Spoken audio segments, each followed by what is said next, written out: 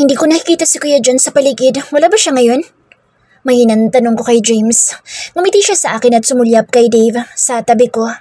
Nagbabantay sa gate ngayon si John, Mabel. Agad na sagot ni James. Kaya pala hindi ko makita si Kuya John kasi naka-duty siya ngayon. I wonder kung bakit sa dami ng mga tauhan ni Dave, si Kuya John pa ang isa sa naka-duty ngayon sa gate. Pumaling ako kay Dave at sandaling pinagmasdan ko ang aking asawa. May hinalang na buo sa aking isipan pero hindi ko naman magawang magtanong sa kanya ngayon. Hindi kaya sinadya ng aking asawa na bigyan ng trabaho ngayong gabi si Kuya John para masiguro na hindi siya makakalapit sa akin? Naging masaya ang ginanap na Christmas party dito sa kampo. Inabot ako ng hating gabi at hindi na sumabay sa pagpupuyat ng ibang nandoon dahil ayaw ni Dave na mapuyat ako. Pwede ka naman bumalik doon kung gusto mo. Okay lang ako dito. Sabi ko kay Dave matapos niyang buksan ang pintuan at pumasok kami sa loob ng bahay na kanyang tinutuluyan. Bilang pinakamataas na opisyal dito sa kampo, may malaking bahay ang personal na para sa kanya. Kumpleto na rin sa gamit. Pwede na nga akong tumira dito kung gugustuhin namin dalawa pero hindi pa namin napag-uusapan ang tungkol dito. It's okay, hon. Dito na lang ako para may kasama ka. Malambing na sagot ng asawa ko. Maingat na kinabig niya ako at mabilis na hinalikan sa labi. Kanina ko pa gustong gawin ito kaya lang maraming tao doon. Napangiti ako dahil naglalambing na naman ang asawa ko sa akin ngayon. Hindi ko tuloy mapigilan ang aking sarili nang pumulupod sa bawang niya ang mga braso ko at gumanti ng mahigpit na yakap. Sarap naman. Natutuwang bulong sa akin ang asawa ko habang yakap ko siya ng mahigpit. Huminga ako ng malalim kaya nanunood sa ilong ko ang pabangong gamit ni Dave. Relaxing sa pakiramdam ang natural na amoy ng asawa ko, lalo na kapag yakap ko siya at naririnig ko ang banayad na pintig ng kanyang puso. Naramdaman kong hinalikan niya ako sa ulo at bahagyan lumuwag ang pagkakayakap sa akin ni Dave. Magpahinga ka na, hon. Bawal sa inyo ng mga bibis natin na magpuyat. Tipid na okay lang ang sinagot ko. Gusto ko sanang ganito lang kami pero nakakangalay din pala ang nakatayo ng matagal. Malaki at malapad ang kama dito sa silid na tinutuluyan ni Dave. Kahit nga dito na ako tumira kasama niya ay pwede na pero sa tingin ko, mas gugustuhin ng asawa ko na sa Maynila lang muna ako mamalagi. Minsan niyang sinabi sa akin noon na mas ligtas para sa akin kung doon ako titira kumpara dito sa kampo dahil maraming rebelde sa lugar na ito. Maaga ako nagising dahil pakiramdam ko'y umiikot ang paligid ko. Kaya namalagi ako sa kama at bumabalang nang tawagin ako ni Dave para kumain ng almusal. Ayaw mo bang kumain yan, hon? Tanong ni Dave habang kumakain kami. Walang maitim na ulam ang nakahain sa mesa. Masarap din ang ilang putahe ng ulam sa harap ko pero mabagal ako sumusubo ng pagkain kasi hindi maganda ang pakiramdam ko sa aking sikmura. Naglalaway ako tapos pakiramdam ko'y hinahalukay ang aking sikmura. Hindi ko nagawang sumagot kay Dave nang bumaliktad ang aking sikmura kaya naduduwal na tinakbo ko ang lababo. Naramdaman kong humahagod sa likuran ko ang mainit na palad ng aking asawa habang nagsusuka ako. Pakiramdam ko'y naubos ang lakas ko at nangihina na ako habang nakahawak ang mga kamay ko sa lababo. Dapat sana'y aalis kami ngayon ng tanghali pero hindi natuloy dahil hindi talaga maganda ang pakiramdam ko nang magising ako. Tanging prutas at sabaw ng sinigang ang tinatanggap ng tiyan ko at halos hindi ako makakain ng kanin o tinapay man lang. Tinawagan ni Dave ang doktor na sumuri sa akin at tinanong kung anong mabuting gawin para matigil ang pagsusuka ko. Pero sadyang natural daw ito dahil sa pagbubuntis ko, kaya sensitive ang tiyan ko. Pwede na ba tayong bumiyahe mamaya, hon? Inaantok na tanong ko kay Dave. Tapos na rin naman na ang trabaho niya dito sa kampo kaya pwede na siyang umalis. Kaya mo na bang bumiyahe ng matagal, hon? May pag-aalala na tanong sa akin ng asawa ko. Oo, nakangiting sagot ko. Ang sabi sa akin ng doktor ay normal lang ang mga nararamdaman ko. Hindi magtatagal, masasanay din ako at mawawala din ang pagiging maselan ko kapag lumaki na ang tiyan ko. Hindi naman kasi pwedeng dahil ganitong pakiramdam ko ay dito lang kami sa kampo dahil kailangan kong bumalik sa Maynila. Sige, ayusin ko ng mga gamit na dadalhin natin, hon. Sagot ng asawa ko. Dahil konti lang naman ang dala kong gamit, mga damit lang ni Dave ang kinuha niya. Nasa loob pa rin naman kasi ng bag na dala ko kahapon ng personal na mga gamit ko, kaya hindi na ako nag-impake. Alas 5 ng hapon nung umalis kami sa kampo. Maikli lang ang biyahe dahil malapit lang naman ang pagbilaw sa amin sa Bicol. Nasa bungad lang ng Kabikulan ang bayan namin, kaya mahigit 2 oras lang ang biyahe, kaya nakarating agad kami. Dave, sigurado ka ba talaga na ligtas para sa iyong pumunta sa bundok? Nag-aalala kong tanong habang mabilis na nagmamaneho ang asawa ko. Hindi naman lingid sa akin na maraming galamay ang mga rebelde sa barangay namin. Bilang asawa, hindi ko maiwasan na mag-alala para sa kaligtasan niya, lalo na't isang mataas na opisyal ng sundalo si Dave. Mainit siya sa mga mata ng mga makakaliwang grupo at hindi nawawala ang pag-aalala sa isipan ko ngayong mag-isa siyang pumunta sa amin. Don't worry, ako na bahala.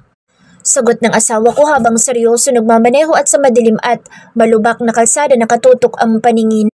Hindi ako mapakali dahil ngayon ko lang napagtanto na mapanganib para kay Dave na isinama ko siya dito sa amin.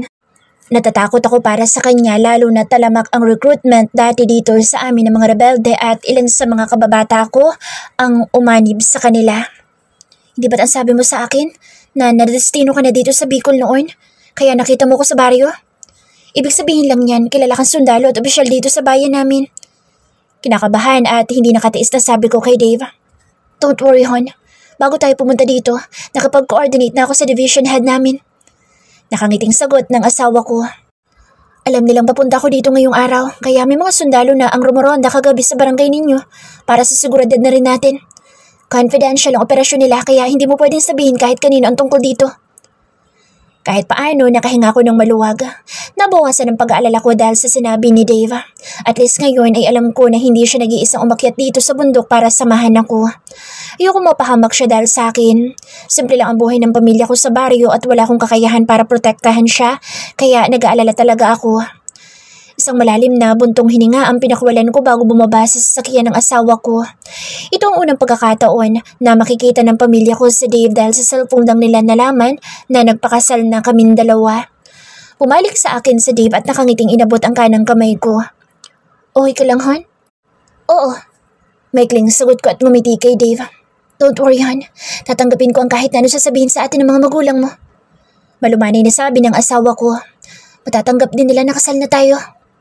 Inaya niya akong pumasok dahil nakita niyang kinakabahan ako at hindi maitago ang pag-aalala sa akin mga mata habang nakatingin sa kanya. Kakatok sana ako sa pintuan nang biglang bumukas ito at bumungad sa harap namin ng aking ama. Nagpalipat-lipat ang tingin niya sa amin nang abutin ni Dave ang kamay niya at nagmano sa kanyang asawa ko. Bakas ang pagtataka sa ekspresyon ng aking ama nang makita kaming umuwi dito sa Bicol nang walang pasabi sa kanila. Bakit hindi man lang kayo nagsabi na uuwi pala kayo dito? Tanong ni Papa bago kami pinapasok sa loob ng bahay. Bigla naman lumabas si Mama sa sala at gaya ni Papa, nagulat din siya nang makita kaming dalawa ng asawa ko. Ma? Pa? Asawa ko po. Si Dave. Kinakabahan na pakilala ko sa lalaking katabi ko dahil seryoso at formal kung paano kami harapin ng mga magulang ko. Magandang gabi po, ma'am, sir. Magalang nabati naman ang aking asawa sa mga magulang ko. Anong trabaho mo? Tanong agad ni Papa sa asawa ko. Isa po akong sundalo, sir. Magalang na sagot ni Dave habang nakaupo katabi ko at mahigpit na hawak ang magkasalikop ng mga kamay namin dalawa. Nakita kong umismid si Mama at inarapan ng aking asawa. Harapang ipinakita ng aking ina na hindi niya gusto si Dave para sa akin.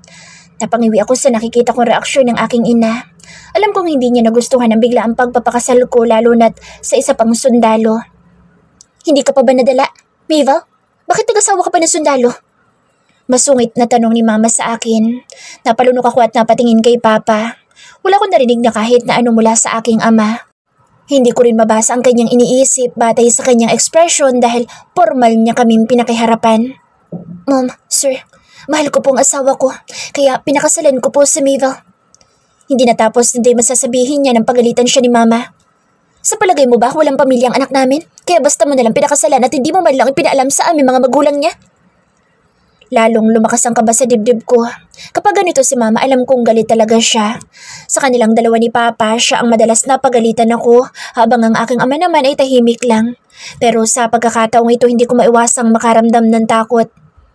Pagpapakasal po kami ni Mabel sa simbahan. Kaya po kami nandito para ayusin ang kasal namin sa lalong madaling panahon. Seryoso at magalang na sagot ng asawa ko. Sa nakikita ko, confident naman sa mga sagot niya sa Dave. Ngayong kaharap ang aking mga magulang. Siguro dahil nasanay siya sa kanyang trabaho kaya alam niya kung paano haharapin ang galit ng aking pamilya. Ganun-ganun na lang? Mamanhikan ka muna dito sa amin at magmanugang bago mo pakasalan ng anak ko. Masungit na utos ng aking ina. Ma, kasal na po kami. Reklamo ko dahil alam kong kapag ganito ang gusto ni Mama ay siguradong pahihirapan niyang asawa ko. May problema ba, Mabel? Tanong ni Papa na ngayon lang nagsalita. Kasi naman si Mama. Nagmamaktol na sagot ko. It's okay, hon. Gagawin ko ang gusto ni Mama. Malumanay na sagot ng asawa ko. Aki, hindi pa kita tinatanggap na manugang ko. Kaya huwag mo akong tawagin Mama. May kasalanan ka ba sa akin? Naniningkit ang mga mata na singhal ng aking ina kay Dave. Sasagot sana ako ng pisilin ni Dave ang kamay ko para pigilan ako. Alam ko kung bakit ganito ang trato ng aking ina sa asawa ko. Dahil sa nangyari sa akin noon ay lumayo ako sa kanila at halos ayokong umuwi dito sa amin dahil talagang iniiwasan ko. Sa loob ng ilang taong lumipas ay minsan lang akong dumalaw at umuwi dito sa probinsya. Sa cellphone lang nila ako nakakausap. Si Mama ang saksi kung paano ako nasaktan ng husto at nakita niya ang naging epekto sa akin ng masakit na nangyari sa buhay ko dahil nagtiwala ako sa maling tao. Kung gaano kabilis na tinanggap ng mga magulang ko noon si Jake para sa akin ay kabaliktaran naman ngayon sa asawa ko. Alam kong ginagawa nila ito para protektahan ako kay Dave, kaya hindi nila agad tinanggap ang naging desisyon ko, lalo na't bigla na lang kaming nagpakasal ng walang paalam. Pumasok ka na sa loob at maganda ka ng pagkain ninyo, Mavel, para makapagapunan na kayo at gabi na. Formal na ekspresyon na utos sa akin ni Papa. Mag-uusap lang muna kami sandali nitong asawa mo. Napatingin ako sa asawa ko. Nakangiting tumango sa akin si Dave na tila ba binibigyan niya ako ng assurance na huwag ako mag-alala sa kanya dahil kaya niyang harapin ng mag-isa ang aking ama. Habang nagsasayang ako ng kanin, lihim na nakikinig ako sa usapan ni Dave at ng aking ama sa labas. Pero dahil malayo ang distansya ng kusina sa sala, wala naman ako maunawaan. Pagsabi ka sa akin ng totoo, saan mo ba nakilala ang lalaking iyan? Masungit na tanong ni Mama. Sa bus po. Agad na sagot ko. Hindi ko sinabi sa kanila ang tungkol dito tuwing tatawag ako nitong mga nakaraang buwan para kamustahin ang mga magulang ko dahil alam ko magagalit sila sa akin. Napangiwi ako nang kurutin ako ni Mama sa akin tagiliran. Masakit at mahapdi ito dahil mariin kong mangurot ang aking ina. Hindi pa rin siya nagbabago. Kahit nagkaedad na ay malakas pa rin kong mangurot. Mama naman, hindi naman ako bata. Nakangiwing reklamo ko. Kailan mo pa nakilala ang lalaking iyan, Mabel? Ang akala ko ba wala kang nobyo sa Maynila? Pero bakit pinakasalan mo agad at inuwi mo pa dito? Naniningkit ang mga mata na tanong sa akin ni Mama. Sinabi ko sa kanya ang totoo. Hindi ako naglihim sa aking ina kung paano ko nakilala si Dave. Ang tigas talaga ng ulo mo. Kapag umiyak ka na naman dahil sa kanya, sinasabi ko sa iyo, Mabel, bahala ka na talaga sa buhay mo. Kasalanan mo na yan. Ma, iba naman si Dave kay Jake. Saka huwag ka mag-alala. Kasal na kami dalawa at magpapakasal ulit sa simbahan. Mahinang paliwanag ko kay Mama. Tiwala ka na agad, ganun? Alam mo naman kahit saan mapunta ang mga iyan, may babae. Naranasan mo na yan noon, Mabel. Iniyakan mo na, tapos hindi ka pa natuto. Umulit ka pa ngayon at pinakasalan mo pa. Di ko alam kung nag-iisip ka ba talaga. Hindi maitago ang disappointment sa tinig na sabi ng Mama ko. Naunawaan ko ang aking ina dahil ganito rin naman ang naging perception ko noon bago ko nakilala si Dave. Sadyang mapaglaro lang talaga ang kapalaran dahil kung anong ayoko ay yun pang ibinigay ng Diyos sa akin para marahil matuto ako. Please po, bigyan natin ng pagkakataon si Dave, Mama. Alam ko namang mahal ako ng asawa ko. Please po, bigyan natin ng pagkakataon si Dave, Mama. Alam ko namang mahal ako ng asawa ko. Pakiusap ko sa aking ina na nagpailing pa sa harap ko. Wala na akong magagawa para pigilan at pagbawalan ka dahil kasal na kayo. Pero hindi ibig sabihin ay tanggap na namin siya ng papa mo, Mabel. Hindi na ako nakipagtalo kay Mama. Hahayaan ko na lang na makita din niya ang magandang katangian ng asawa ko. Alam kong darating ang araw na magugustuhan din nila ang lalaking pinili ko dahil mabuting tao si Dave. Matapos kong maghain ng pagkain namin ng asawa ko, lumabas ako sa sala para tawagin siyang kumain ng hapunan. Nadatnan ko seryosong nag-uusap sina Dave at ang aking ama na parehong lumingon nang makita ako. Handa na ang hapag. Nakapaghain na rin ako. Nakangiti at malambing na sabi ko kay Dave. Sige, kumain na kayo. Sabi ni Papa sa amin. Tumayo ang asawa ko at lumapit sa akin.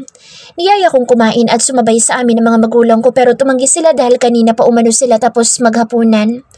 Magkatabi kami umupo ng asawa ko. Kahit nandito kami sa bahay at nakabantay sa bawat kilos namin ng mga magulang ko, attentive pa rin si Dave na inabutan ako ng kanin. Hindi ka ba nahihilo? Mahinang tanong ng asawa ko habang naglalagay ng kanin sa pinggan sa harap ko. Hindi naman. Medyo maganda ngayon ang pakiramdam ko. Halos pabulong na sagot ko dahil alam kong nakikiramdam at nakikinig sa amin ang mga magulang ko. That's great. Kumain ka ng mabuti, hon. Tipid ng ngiti kasabay ng marahang tango ang sinukli ko sa asawa ko at sinabing kumain na siya. Hindi naman maselan si Dave sa pagkain, lalo na't isda ang ulam, kaya alam kong okay para sa kanyang hapunan na inihanda ko. Magpahinga ka na, hon. Ako nang bahala dito. Sabi ko sa asawa ko nang matapos kaming kumain habang naghuhugas ako ng pinggan. Ayos lang, sasamahan na kita dito. Baka mahilo ka na naman. Sagot ng asawa ko habang katuwang kong nagbabanlaw sa mga pinggan at baso. Nang matapos kami maghugas, sinamahan ko agad sa silid si Dave. Wala ang kambal dahil parehong nakapagtapos na sila ng kolehiyo at ngayon ay may sarili na silang mga trabaho sa ibang lugar kaya wala kaming kahati sa kama. Gusto mo bang maligo, hon? Tanong ko kay Dave habang pareho kaming nakaupo sa gilid ng kama. Gusto mong sumabay? Pilyong tanong ng asawa ko sa akin. Alam ko nagbibiro lang siya lalo na't nasa paligid lang ang mga magulang ko. Dahil patuloy namin ang mga teenager na bantay nila.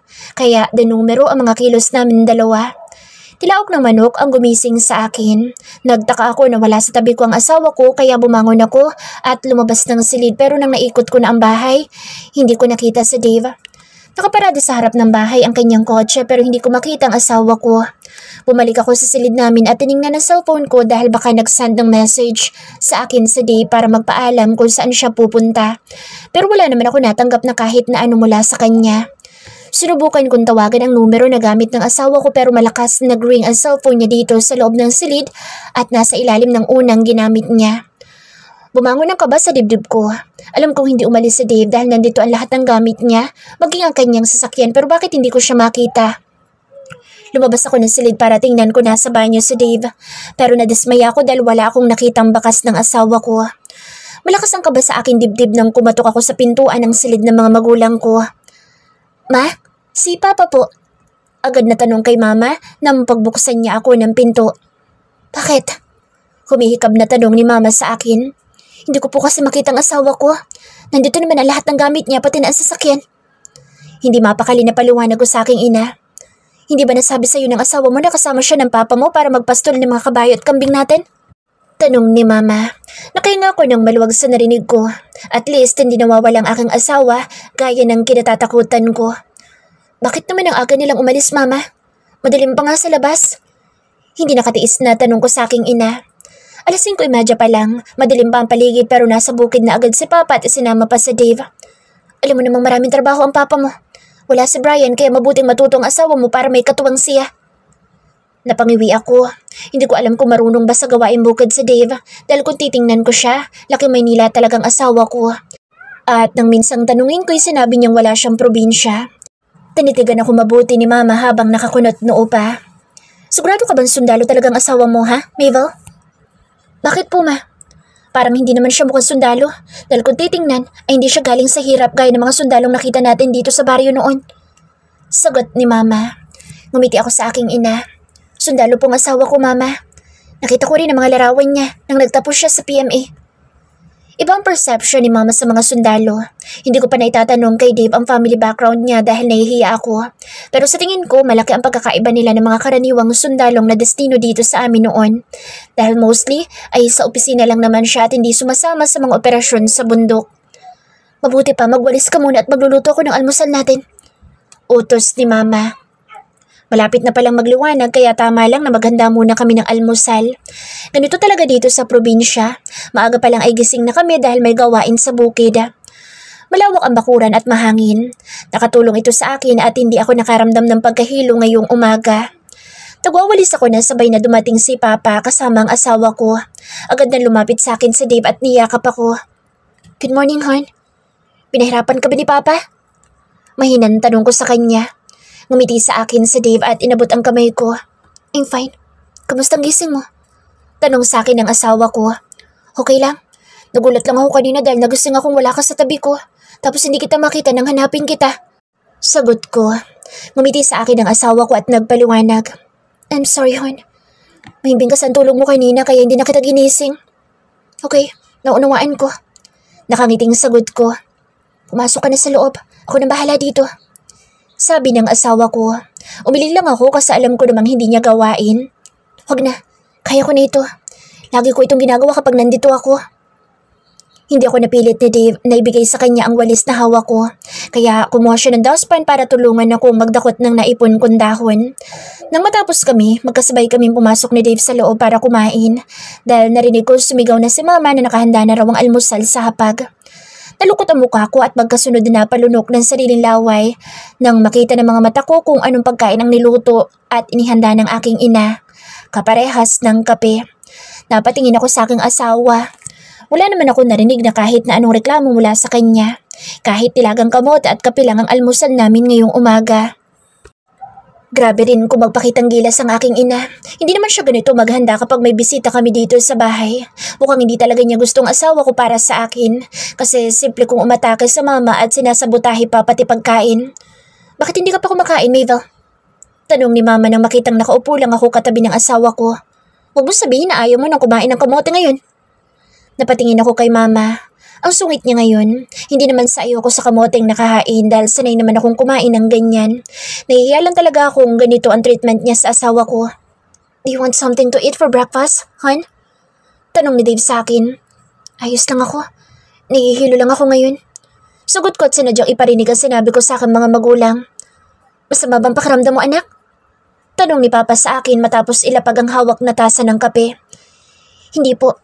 Normal lang sa akin ang ganito. Kasi sabi ng doktor ko kahapon, buntis daw po ako. Mabilis na sagot ko dahilan para magkatinginan ang mga magulang ko. Aba, magkakaapo na pala tayo. Masayang bulalas ni Papa. Kaya naman pala bigla kayong umuwi dito eh. Buntis ka na, Mabel. Kung siguro hindi ganyan, baka hindi man lang kayo dumalaw dito sa atin. Nagtatampong sabi ng aking ina. Nakaramdam ako ng sundot ng konsensya dahil sa narinig ko. Ngayon ko nakitang epekto ng ginawa kong paglayo at pag-iwas na bumalik dito sa baryo dahil sa matinding kabigo ang naranasan ko. Kaya hindi ko masisisi si mama kung ganito niya pakiharapan ang asawa ko. Kailan pupunta dito ang mga magulang mo para mamanihikan, Dave? Tanong ni Papa sa asawa ko. Uli lang lubos na po kami ng kapatid ko, Papa. Ako po ang panganay at may kapatid po akong bunsong babae, si Margaret. Isa din po siyang opisyal at sundalo ng Armed Forces. Pero ngayon, naka-assign sa malayo, under Special Task Force. Agad na sagot ng katabi ko at ipinaluwanag sa mga magulang ko na siya na umano ang bahala sa kasal namin sa simbahan. Kaya mo bang pakasalan sa simbahan ng anak ko? At bigyan na maayos na buhay magiging mga apo ko? Seryosong tanong ni Mama na mukhang naniniguro. Yes, ma'am. May sapat na ipon po ako para sa amin ng asawa ko at may maayos po akong trabaho. Confident na sagot ni Dave. Kung ganyan pala, mabuti pa'y pumunta na tayo mamaya sa bayan para makapagpa-register na kayo ng kasal ninyo ni Mabel. Mas mabuti kung pupunta tayo na maaga para makakuha agad kayo ng schedule sa simbahan. Sabi ni Mama na tila biglang nagbago ang ihip ng hangin matapos kausapin ng asawa ko. Nang matapos kaming kumain at maligoy, nagpasya kaming umalis para pumunta sa simbahan sa bayan kasama ang aking mga magulang. Umupo ako sa passenger seat katapat ni Dave habang tahimik siyang nagmamaneho at nasa box seat naman parehong nakaupo ang mga magulang ko. Tahimik ang naging biyahe namin hanggang sa nakarating kami sa bayan. Tanging ako lamang ang nagsalita nang ituro ko sa asawa ko ang daan papunta sa simbahan. Tanging ang malamyos na musika mula sa stereo ang naririnig namin hanggang sa nakarating kami sa simbahan. Naging mabilis naman ang proseso at nakakuha agad kami ng appointment para sa araw ng aming kasal. Dahil kasal na kami ni Dave, hindi na sila humingi ng karagdagang mga kinakailangan. Agad na nakapagparehistro kami at nakakuha ng schedule para sa gaganaping kasal namin. Ang sabi sa amin ng pari, kailangan namin dumalo sa ilang seminar bago magpakasal. Kaya babalik pa rin kami ni Dave dito sa bayan sa mga susunod na araw. Si Dave ang pumili ng petsa kung kailan kami ulit pupunta dahil may trabaho siya. Napagkasunduan namin na mag-leave muna ako sa trabaho ng 2 buwan para sa kasal namin nang makapagpahinga ako. Lalo na at nasa early stage pa ako ng aking pagbubuntis. Ma, gusto kong kumain ng goto. Naglalambing na sabi ko kay Mama habang hinihintay naming matapos magbayad sa cashier ang asawa ko kasama si Papa. Mas gusto kasi ni Dave na ngayon pa lang ay matapos at mabayaran na namin ang babayaran dito sa simbahan dahil may trabaho siyang kailangan niyang balikan. Sige, sabihin mo sa asawa mo, wala akong dalang pambayad. Mahinang sabi ni Mama kaya natuwa ako. May pera ka naman, Ma. Malakang bigasan mo tapos kanina pinakain mo kami ng kamote ng asawa ko. Pwede namang fried rice. Natatawang sagot ko. Pinaningkitan ako ng mga mata ni Mama. Hoy Mabel, mabuti na ngayon palang matutong kumain ng pagkain natin ng asawa mo. Alalahanin mo, Anak ka ng magsasaka. Nabuhay tayo noong bata pa kayo sa kamote at saging. Napangiwi ako. Oo nga, mahirap kasi talaga ang pamumuhay namin noon. Kaya nga ako nagtatrabaho sa abroad para kahit papaano gumanda ang buhay namin. Masasabi kong malaki na nga ang pagkakaiba sa pamumuhay namin ngayon kumpara noon. Maganda rin nakita ng mga magulang ko sa negosyo nila. Maayos na ang buhay namin at nakapagtapos na rin sa pag-aaral ang mga kapatid ko at ngayon ay may magandang trabaho. Ilang araw ba ang bakasyon ninyo mag-asawa dito sa atin, Mabel? Tanong ni Mama. Hindi pa namin napag-uusapan ni Dave ang tungkol dito kaya sinabi ko kay Mama na hindi pa ako sigurado. Tapos na yata sila. Sabi ni Mama nang makitang palapit sa amin si Papa kasama si Dave. Tapos na ba kayo sa loob? Agad na tanong ko sa aking asawa. Yes, settled na ang lahat, hon. Babalik na lang tayo for our seminars. Sagot ng asawa ko. Walang pagdadalawang isip na pinagsalikop niya ang aming mga kamay sa harap ng mga magulang ko. Tanging okay lang ang naging sagot ko at sinabing gusto kong pumunta sa malapit na restaurant para kumain ng tanghalian. Gutom na rin kasi ako at gusto ko talagang kumain ng goto. Gusto kong kumain ng mga pagkain na maraming sabaw at mainit. Ang sabi ng karamihan ayaw daw ng mga buntis sa bawang pero ako naman ay ayos lang. Basta hindi ito maitim ay walang problema sa akin. Hindi ako maselan sa pang-amoy pero sa kulay naman. Niyaya ni Dave ang aking mga magulang na kumain sa restaurant. Siyempre pa pumayag agad si Mama. Si Papa naman ay kanina patahimik pero nakikita ko naman na mukhang nagkasundo na silang dalawa. Goto ang pinili ko at lumpiang Shanghai.